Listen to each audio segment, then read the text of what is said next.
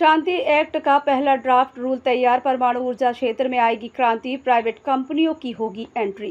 देश में परमाणु ऊर्जा क्षेत्र में क्रांति लाने के लिए सरकार ने एक और कदम बढ़ा दिया है। ऐतिहासिक शांति एक्ट 2025 भारत को बदलने के लिए परमाणु ऊर्जा का टिकाऊ इस्तेमाल और विकास एक्ट को लागू करने के लिए जरूरी नियमों और कानूनों का बहुप्रतीक्षित पहला ड्राफ्ट तैयार कर लिया गया है और इस पर मुख्य मंत्रालयों और विभागों के साथ चर्चा चल रही है।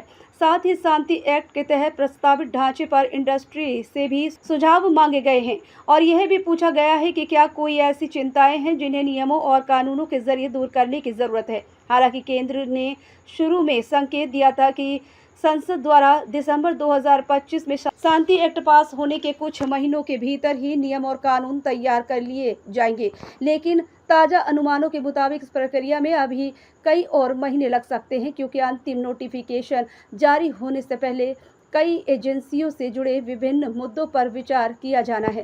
शांति एक्ट 2047 तक भारत के 100 GW न्यूक्लियर पावर क्षमता हासिल करने के लक्ष्य के लिए बहुत ज़रूरी है। ये भारत की न्यूक्लियर एजेंसी पॉलिसी में एक बड़ा ढांचागत बदलाव भी लाएगा।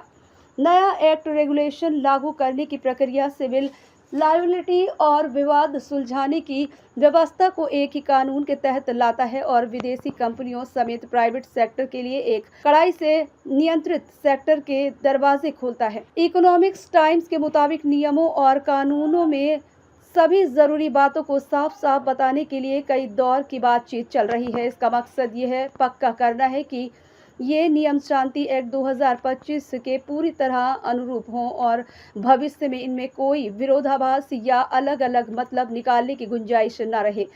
उन्होंने यह भी कहा कि किसी भी स्टॉक होल्डर या विभाग की तरफ से नियमों और कानूनों को रोकने वाला कोई अटकाव वाला मुद्दा या कोई शंका नहीं है।